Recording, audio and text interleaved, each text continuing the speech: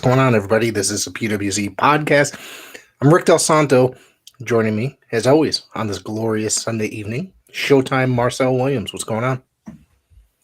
What's going on? We are here April 16th, late Sunday night here, and we're live to talk about all the news of professional wrestling, as in WWE, AEW, and more others inside the indies of local or national. Got a lot of indie stuff coming up in the next weekend here in Connecticut, so I'm going to bring up. We got 3 shows, so I'm going to bring that up. I guess I will say hello to the fan in the chat. Mike, what's going on? Thank you very much for tuning in. So yeah, man, where would you care to start this week? There's a lot of news. You know what? Let's start with the AEW type of rumor and news that's been going on. That's basically the road into All In. Yeah. There's at Wembley Stadium. Well, let's address a rumor that there's supposed to be a new television show premiering sometime over the summer. Mm-hmm. Tentatively, now I found out that this is not 100% accurate. It's tentatively titled Collision. And of course, this is going to be having a, let's see, it's not a rumor, supposedly, that it's definite that CM Punk will be returning to the company.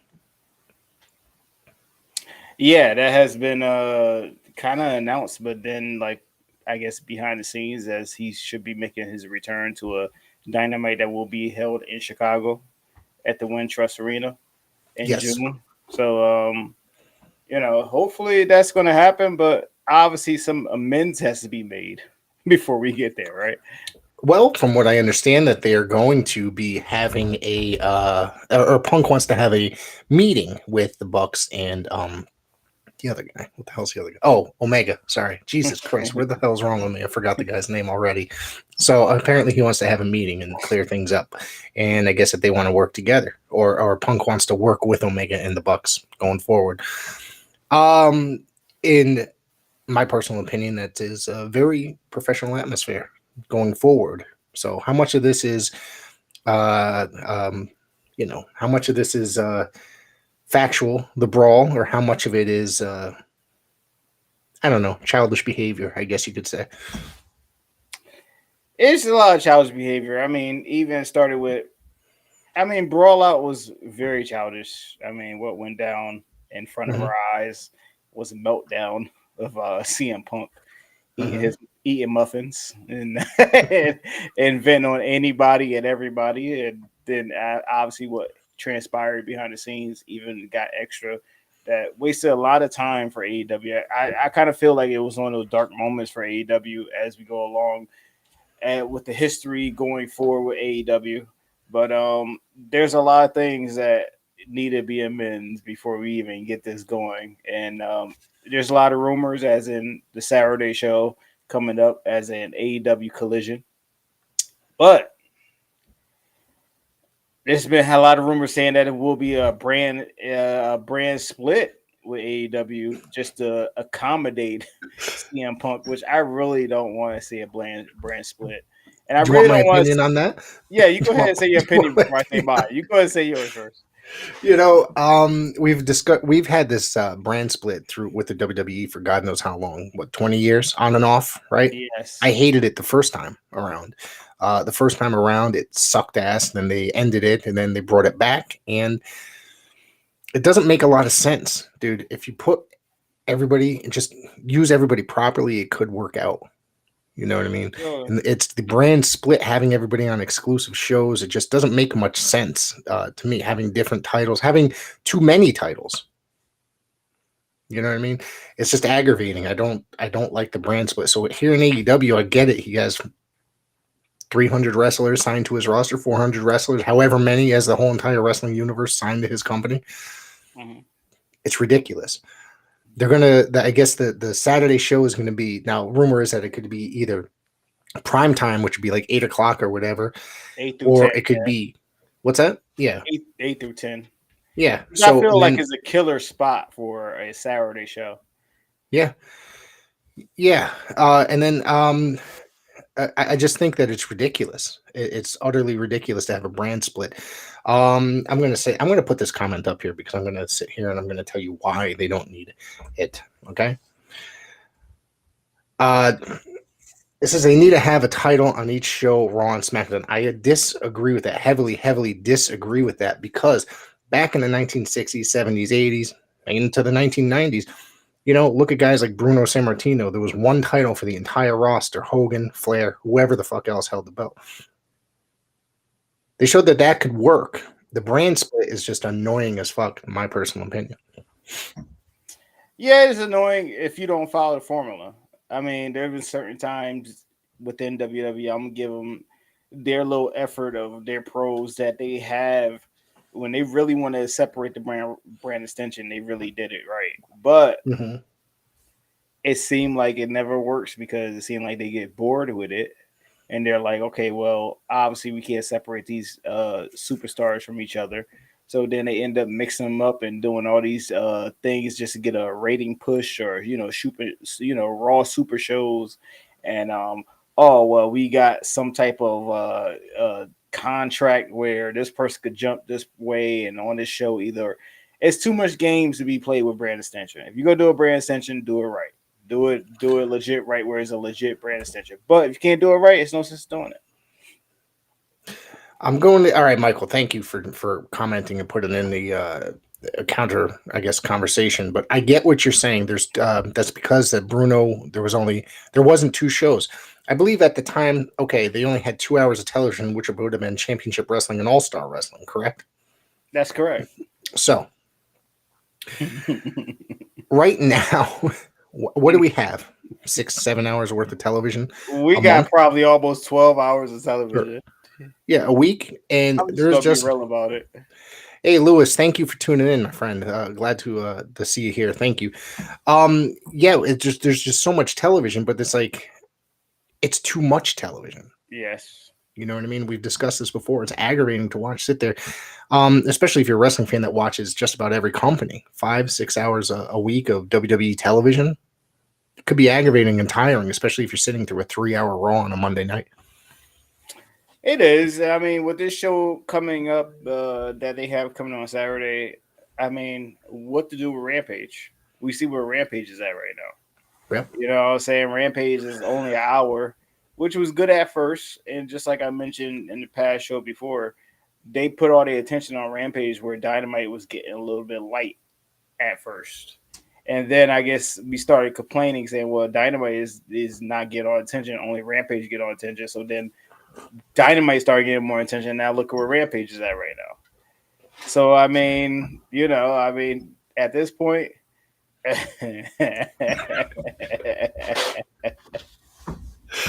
I think that'd be a viable challenger for Roman, Showtime, Marcel Williams. There you go.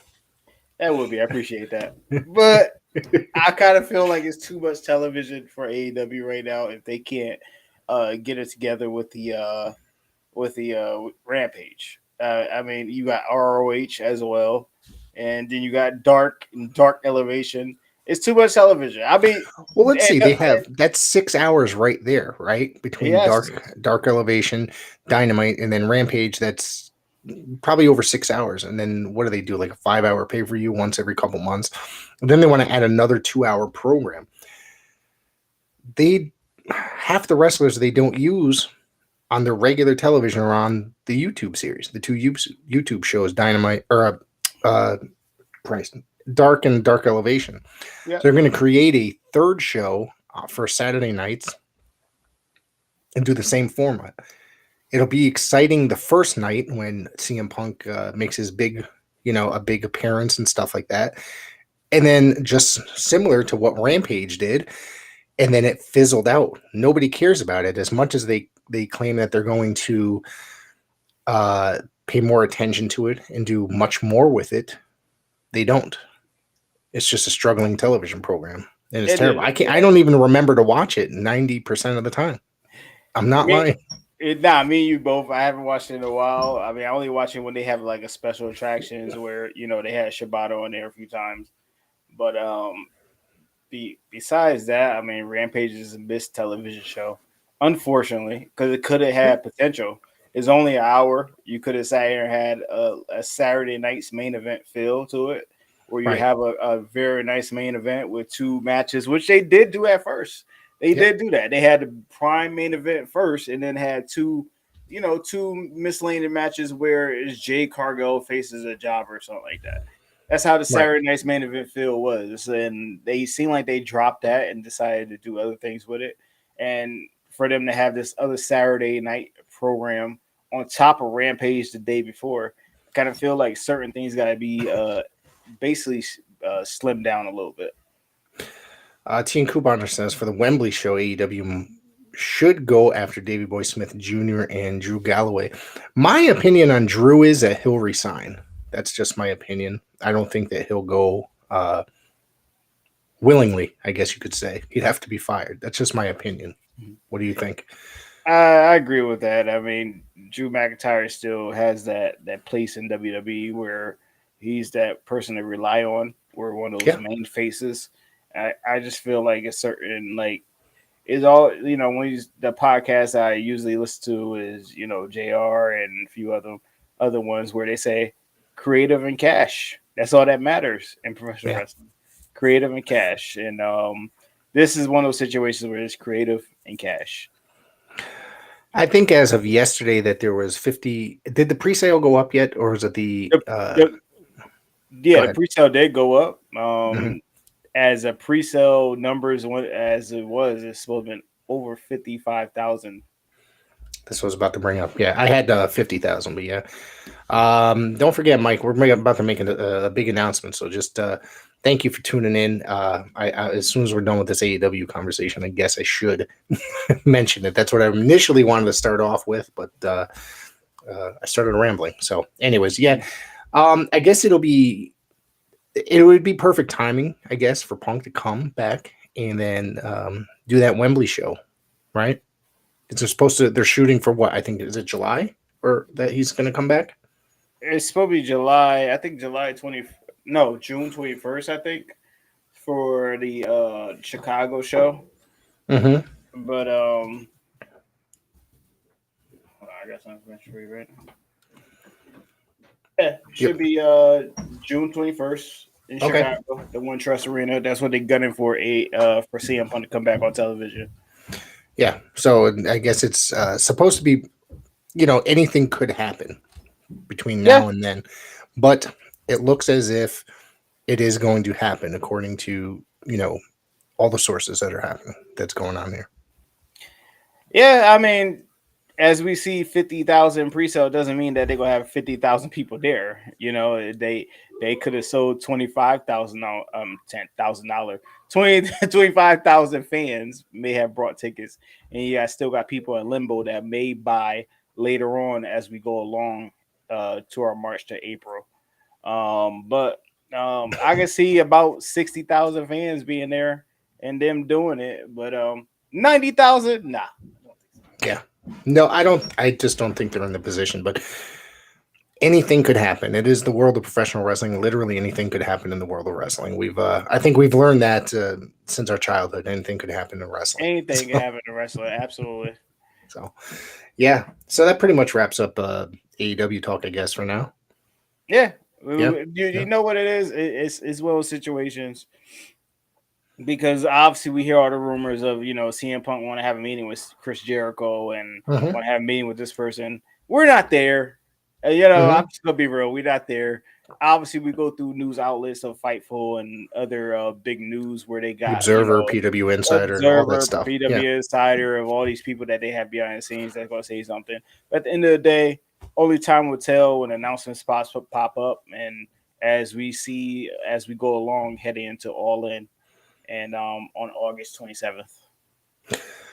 Of course, stay here for all the updates. I will be updating. We will be updating and talking all of it coming up soon. And I can't wait for that show. Actually, I'm actually really looking forward to it because I want to see how this progresses, how the tickets sales progress, how just all the action, what matches are announced. Because I think it's just my guess is this: that are they going to go with the all-in theme of the first one, where it could just be this international super show?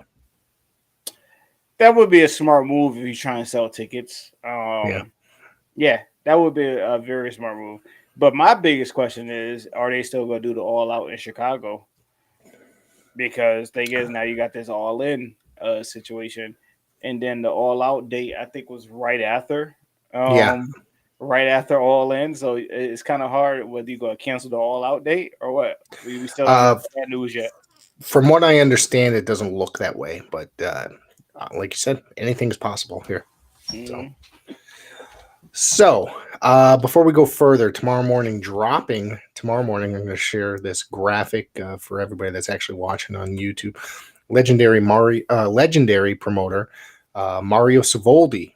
An interview that I did with him will be popping up on our YouTube and Apple and Spotify. Of course, Mario ran the International Championship Wrestling with his father, the legendary Angelo Savoldi. Um, and he also was part of the NWA at one point in the 2000s and stuff. So this was a really, really fun interview. And I want everybody to go check it out because literally that the Savoldi family name in professional wrestling, Angelo Savoldi was a WWF promoter up until about 1981. So I want everybody to go check this out. Mario, obviously, the graphic that I shared had him and Bruno Sammartino. He started out as a referee in the Worldwide Wrestling Federation, and that story is in that interview. So I want everybody to go check it out because it's going to be a fun one. Now, I want to share a guest. I know I hinted at it quite a bit throughout the week, and here we go. This Tuesday, I will be sitting down and talking with Jacques Rougeau, the Mountie, former WWF Intercontinental Champion and World Tag Team Champion, and of course from the famous Rougeau family. So I'm very excited to be sitting down with Jacques. It's going to be a lot of fun, I feel, and he had a very glorious career in his time in professional wrestling. So this should be a very interesting interview. yeah, this is the big announcement that we've been talking about all week, and that's a big interview for PWZ.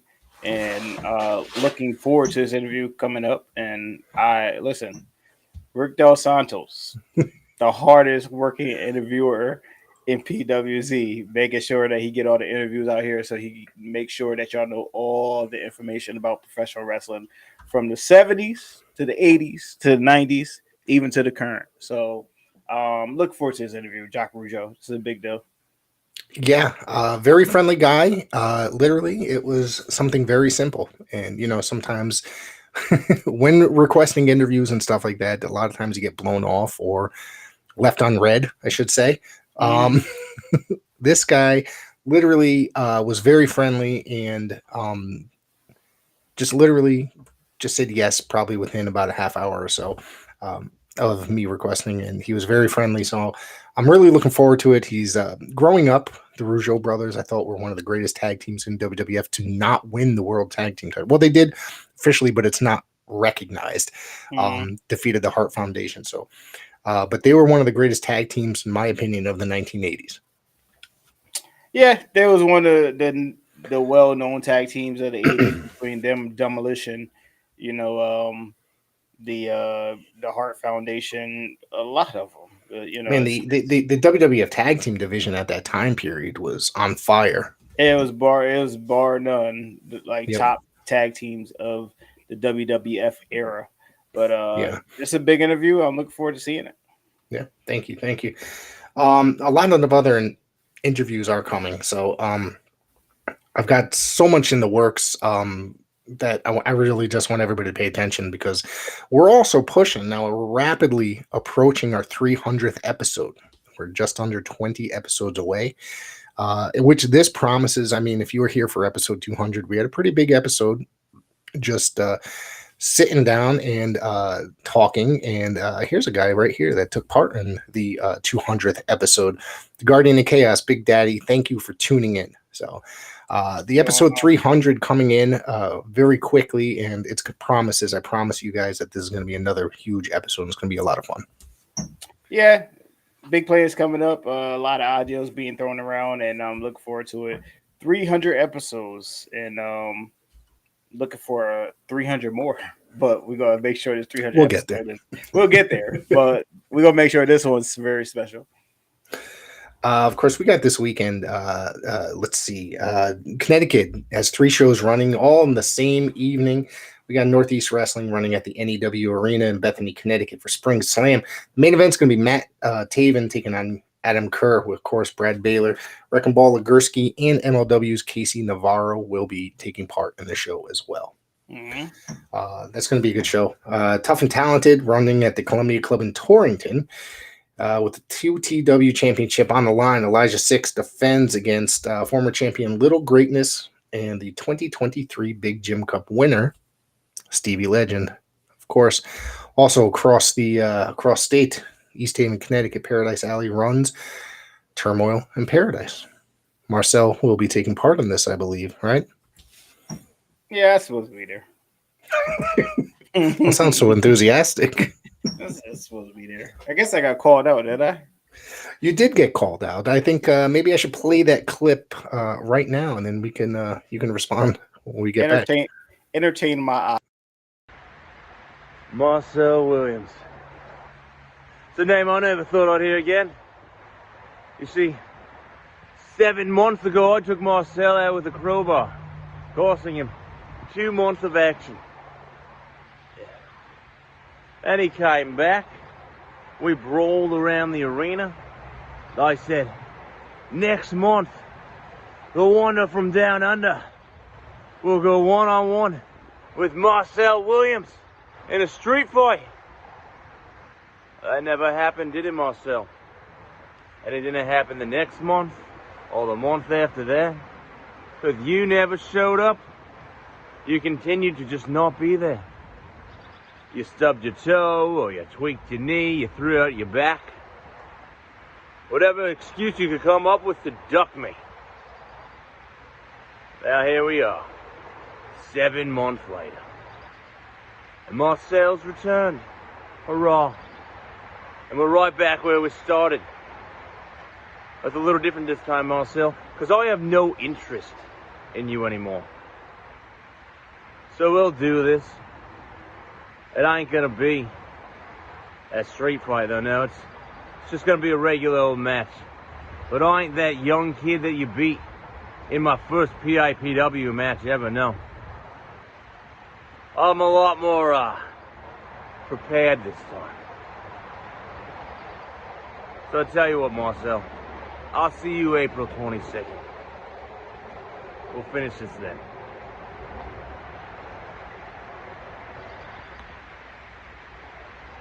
If you show up this time. Cheers, mate.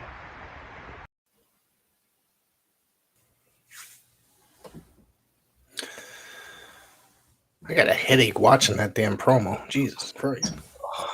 I almost fell asleep. Jesus. Listen. Let me tell you something, dude.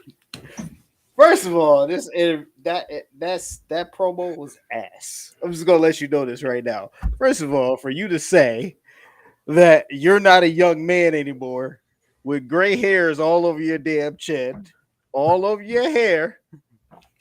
You wasn't a young man then, and you ain't a young man now. So I'm just gonna put it out there like that. Obviously, I'm not gonna make no excuses not to show up this Saturday. I'm gonna be there, and whether it's a fight or wrestling match, it doesn't matter. I'm just gonna beat Alan Compass ass and just get it over with because I'm tired of this guy.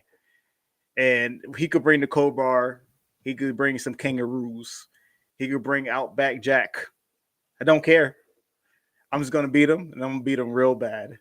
And this is the only time I ever gonna mention anything about anything with PAPW because truthfully, I deserve a better opponent than Alan Compass because Alan Compass has been on a luck of victories lately, and he's not gonna be lucky with me. And I'm just gonna be as very simple as possible for this little guy. But you give your thoughts, Breakdown Santo.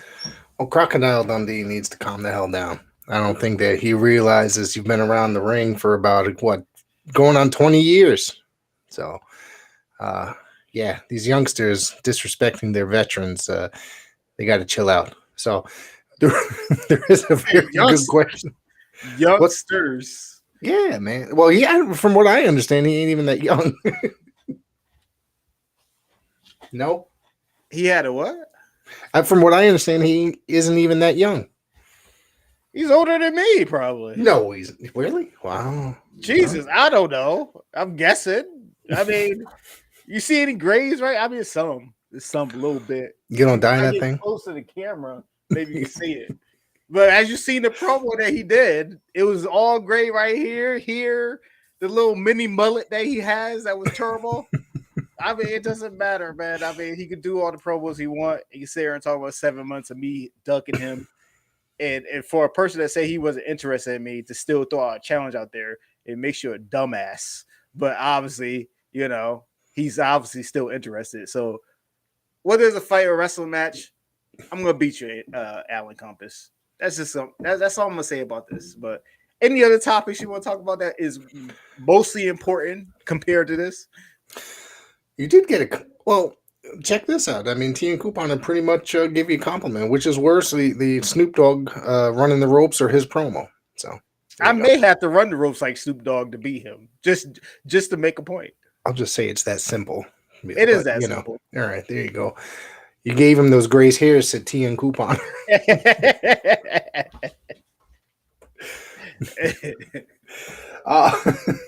But if you're in the local area, please come down. Obviously, Rick Del Santos did an interview with Sergeant Murray to talk about this event and whatever PAPW has to offer.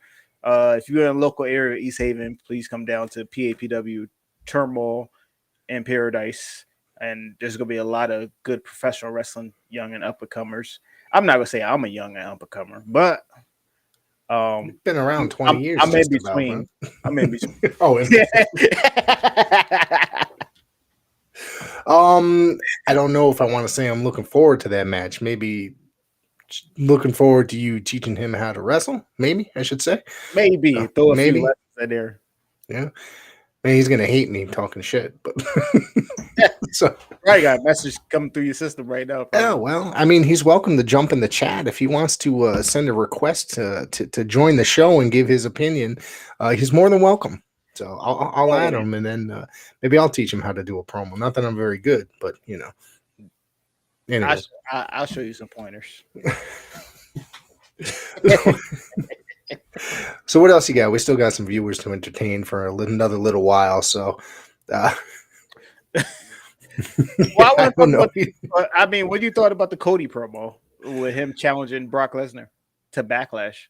I mean, it was obvious that it was happening, right? I mean, it's Cody Rhodes. It's Cody Rhodes promos have gone from. Let's see how to put this. Going from him talking about his daddy all the time to just trying to make people feel bad for him, like the baby, like the typical baby face. You get my drift? I get it, but he's doing the job of what a baby face was, what he's supposed to do. Yeah, absolutely. I'm not convinced, man. I'm just saying, I'm not on Cody as of late. I mean, not that I was ever convinced, really, whether his first run or his AEW run. It's not that I don't like him. I think he's a pretty decent, but there's just something about them that I'm not. It's not on fire for me. Like some people think he's the greatest thing on earth, but yeah. I mean, I did enjoy his match with Roman, with the exception of the end, like the last. The ending was overbooked, but. Other than that, it was all right. All right. Am I wrong? And his series with Seth Rollins, I thought was phenomenal. I thought.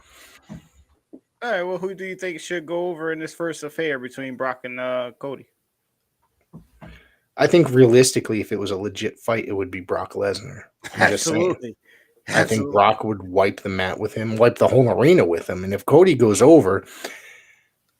It's just unrealistic to me, to be honest with you. I think that it should honestly be Brock, but I think that they're going to build this story of getting Cody over as the babyface. You know what I mean? Which is about professional wrestling. You know what I mean? That's what they did with his father. Yeah. He knew how to. He was the underdog in many, many situations, but he got himself over. Absolutely. Speaking of his father, did you watch the Dusty Rhodes documentary last week on biography on A&E? Yes, I did. It was real good. Really? You actually watched something? I enjoyed it. Okay.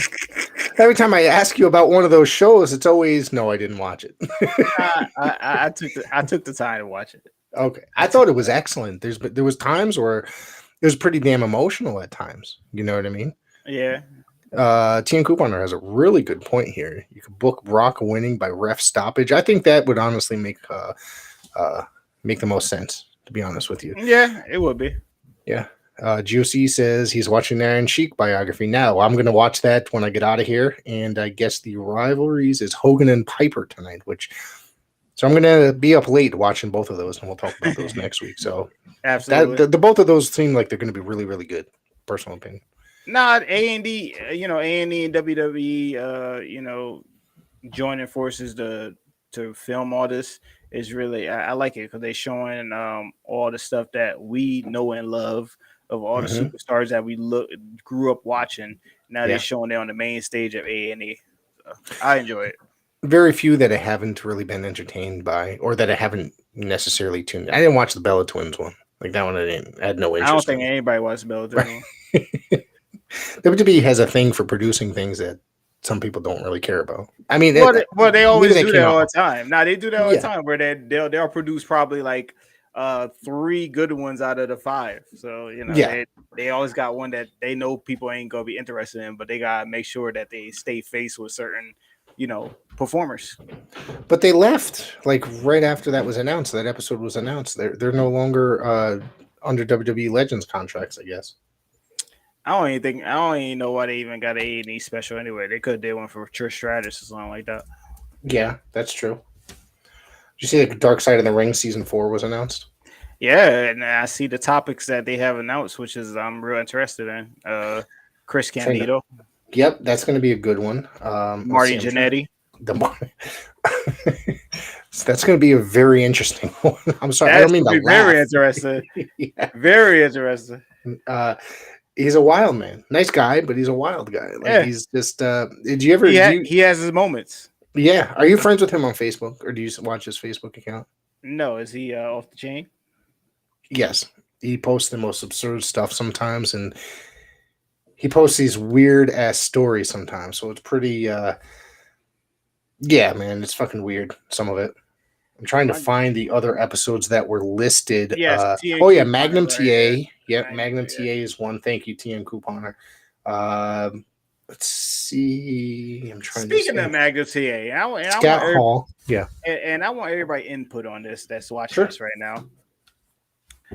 Do you really think that Magnum TA, after he had an accident, he could have came back to wrestling after seeing all these people that really go through everything come back? From concussions, a lot of things that a lot of superstars has come back lately. Do you think that Magnum TA could have came back from that car accident? No. That's what ended his career. I don't think he was necessarily crippled because he would do ringside commentary. So yeah, he was walking and everything. Yeah, he was walking. Now he's in a, what's that called? I don't want to call it a wheelchair, but it's like a buggy or whatever. A buggy? I don't know what to call it. It's like that episode of Seinfeld, whatever that dude was trying. The buggy? The warmer buggy? Yeah, whatever it's called. Yeah, Magnum TA one. Do you think, my thing is, do you think that he could have been the big star that they were predicting, that he was like going to be that big? Like they thought he was going to be like a Hogan or something like that.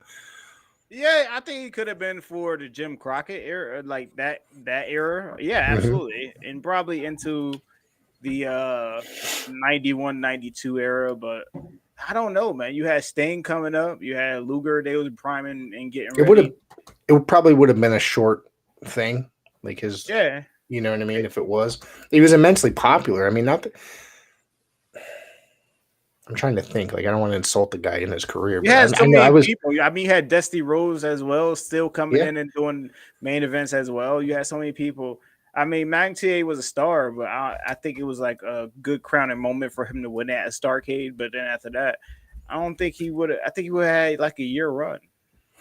I think the feud that he had was with Tully Blanchard. I thought, and I think that we've talked about this before when we were talking about War Games or whatever, Great American Bash in the history. Like his feud with Tully Blanchard was phenomenal. There was that match, the steel cage where he had that piece of the chair that he broke off and was ripping it into Tully's head, and Mhm. Tully's sitting there screaming that he quit and stuff like that. I thought he had some great matches. Was he the answer to Hogan for the Crockett's? I don't I don't Uh, know, man, because I don't think he was necessarily. I don't. While he was very good at what he did, I don't think he was was going to be like a Hogan type. Just my opinion. yeah. I was thinking about the other day. I was like, let me ask Rick about there. Could he ever would have came back after the car accident after recovering? He could have just resumed his career, But I mean, if it was like this era, like now, with modern technology, he probably could have. Back then, I don't think so. But modern technology, a lot of things could have been changed and fixed and helped and stuff. absolutely. Yeah. I'm trying to find the other episodes that are supposed to be listed for the latest season, but I think we're supposed to do a Scott Hall episode, correct? As well. I think so. Yeah, I'm trying to find the other ones that are supposed to be listed, but I can't seem to come across them here. But yeah, I'm looking forward to that show because it's. I liked it, man. I think it's a really great show. Oh, They do some dig deep into to a lot of weird stuff. so I want your opinion on the Keith Lee Chris Jericho match from last Wednesday.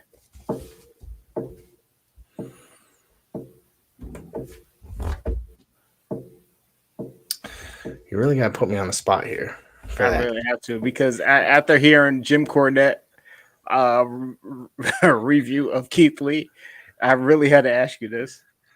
All right. Can we get to this question first, and then we'll go on? Absolutely. All right. Let's answer this question first. Tian Kubaner has one Magnum TA question related before we move on to Keith Lee and Chris Jericho. Do you think Magnum TA would have had Ron Garvin title run as world champion? As in like a short run like that? It probably would have been short. Would he have been?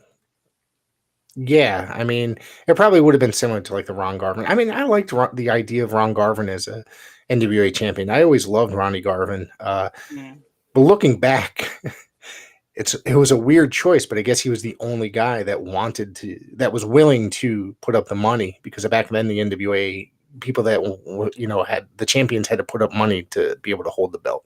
Mhm. It was something like $150,000 to carry that belt, like a deposit, and they got it back when they dropped the belt.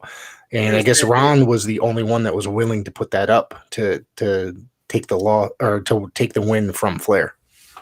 It was $10,000 deposit. Was it $10,000? I thought it was way Yeah. more than that. I thought it was way more than that. It was $10,000 deposit, and I guess he was the only one that could afford it. Now, I think a lot of people could afford it. I think he was the one that really was kind of hot at the time. Well, There's always somebody that was kind of hot at the time. In the NWA, yeah. There was always guys that like came up there that were like on fire for like a short burst. You know what I mean? Yeah. Like he was one of them. I mean, Jimmy Garvin had a really great series with Flair, I thought too, and put on a great match as well. Absolutely. But I can't sleep on because one of my favorite matches that I enjoy looking at is the 87 Starrcade between him and Flair in the cage. That was real good. Very hard. 1987 was a phenomenal year, I thought. People talk about Gunther versus Sheamus. You need to watch that.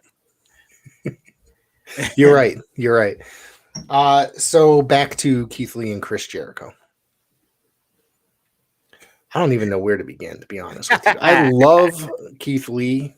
What do you think of his nice hair these days? He stopped dyeing it seems. He just got tired of dyeing it, I guess. It's too much. Jericho. It is a lot. There's times I think that Jericho gets on my nerves, but I do still continue. I don't know. Not much to think about. He means well. He means well. He try to make sure he makes the talent. He try to make sure the talent show like on national TV. Like Keith Lee had only been on Rampage lately. So I mean, truthfully, on paper, Keith Lee versus Chris Jericho would have been good. But I don't know, man. Keith Lee, he was in way better shape a few months ago when he was in NXT, and now all of a sudden.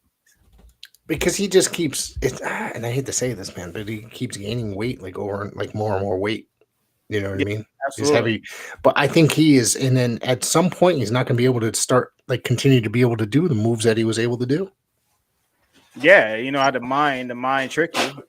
At one moment, you may think you could do it, but that weight gonna tell you different. You know. But Absolutely.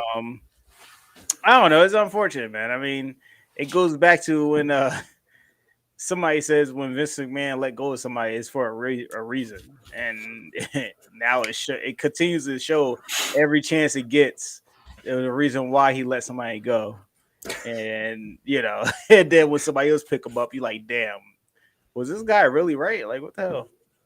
Yeah, if you look back at WCW, a lot of times you would see it was plainly obvious the way Bischoff would book some of the talent that would go from WWE to WCW. Mm-hmm. AEW, pretty much the same thing. I mean, with the exception of maybe like Swerve, Mm-hmm. who I still think has a shit ton of potential to do Yes, he very does. well in the company.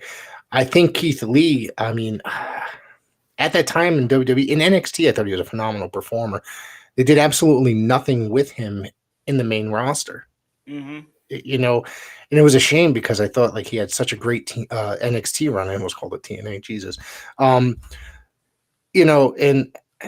I just don't think that they necessarily. I mean, he was gaining weight seriously once he got up to the main roster, and he just wasn't doing like they weren't really giving him the, I guess, the ball, Yeah. to try. I mean, if they were working with him better, it could have been different. But calling him Bearcat and all that other crap, it just didn't work the way that it probably should have. Bearcat. That's hilarious. That Swerve Darby Allin match was a good opener for last Wednesday. By the way, Yeah. I always like talk about certain matches that I like throughout the week, and that was one of them.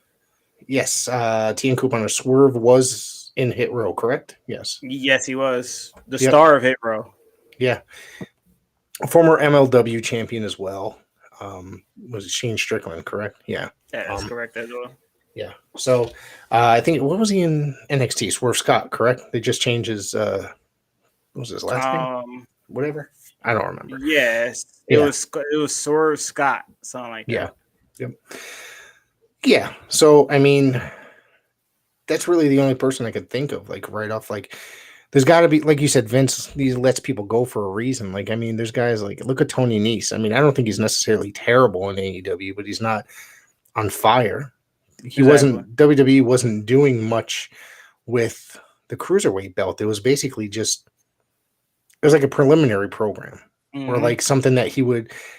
Consider it by today the equivalent of like a syndicated program, and that meant absolutely nothing back in the day. You know what I mean? It was just to try to get people's attention to like the local arenas, and they would have local guys on there. That's basically the equivalent of what like 205 was. It was like it had no momentum. They did not promote it whatsoever. They didn't even care about it. It was never mentioned on SmackDown because it went on the network right after SmackDown. Nobody seemed to even give two shits about it. They never mentioned it.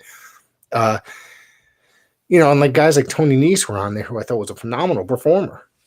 Yeah. Yeah, there's a lot of performers that was on there that really performed well, but I mean, if it ain't under Vince and I where he don't like it, it won't air. Yeah. Yeah.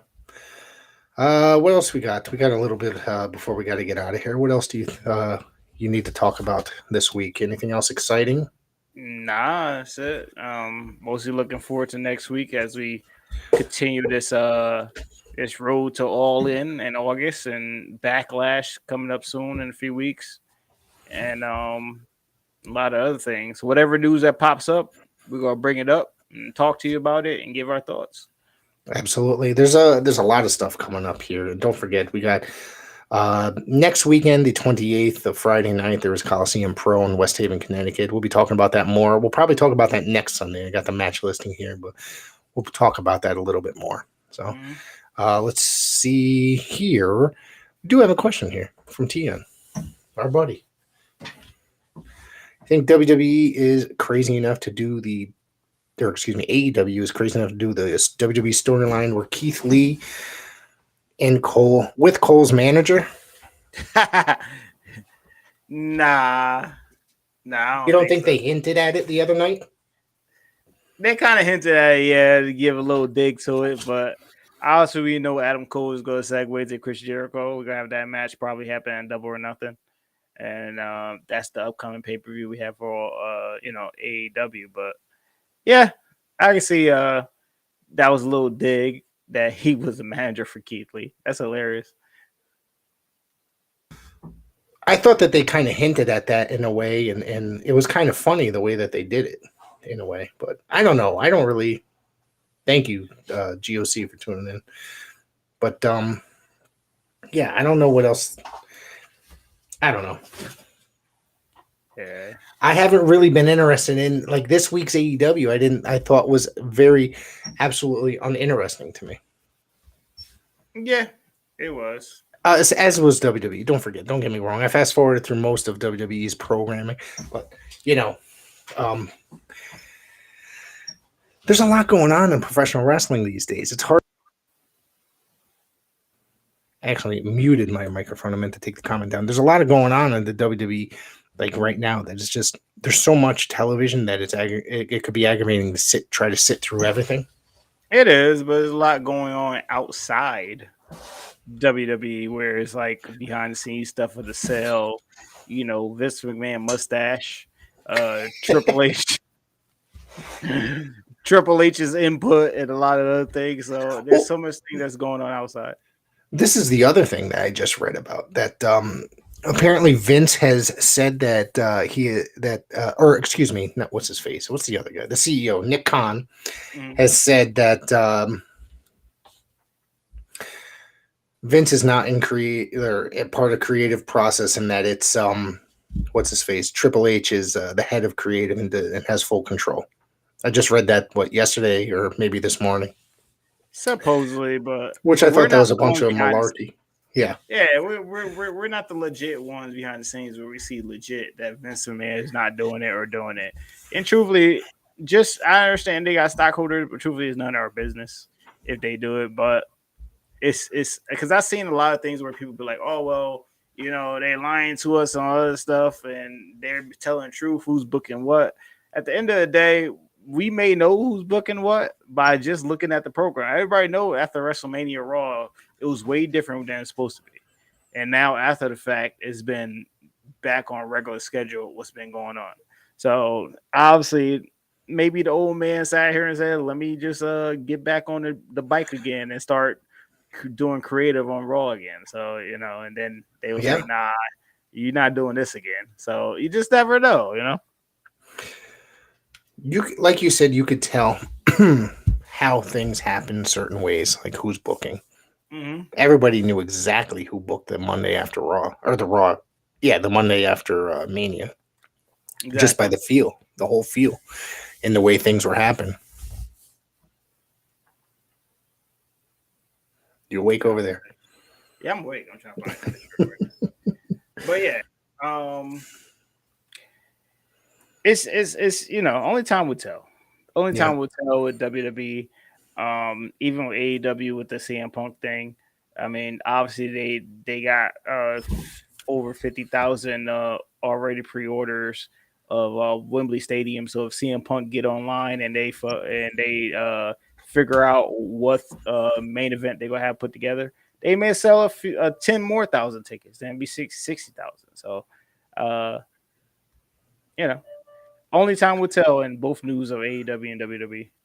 And next Sunday, of course, we're going to bring you the update of all that stuff. And like I said, I don't care as long as if the product's good and I can actually enjoy it. You know what I mean? That's what I care about. I don't have no worries.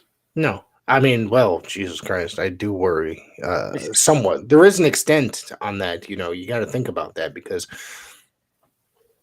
you watch the program and if somebody's booking and it just drives you away from that program, which is very possible. Like I said, I was not caring about watching WWE for a while, and I was just reading The Observer or reading, Mike Johnson's program website, and that's where I would get my updates. I didn't care about any much else. Yeah, absolutely. Yeah. So anyways, I don't got much else to go. I want everybody, though, to be at Paradise Alley on Saturday. Actually, support your independent wrestling, but if you are in the New Haven area, please go to the Paradise Alley show, Turmoil in Paradise. There are other shows in Connecticut that day. If you're in those areas, just go ahead, do it. It's support independent wrestling. I want to thank everybody for tuning in. Everybody that was here, GOC, Kanata, T and Couponer, Peyton, Louis LeBoy, thank you for tuning in. Love you guys, and we'll be back. Don't forget, tomorrow is Mario Savoldi, which will be dropping at midnight tonight. So 2 hours away. Check that out. This program will be up soon, and I appreciate you all tuning in. And like I said, go to the show next Saturday so you can see Marcel Williams whoop Alan Compass's ass. All right? Indeed. All right. Enjoy your evening, everybody. Take care.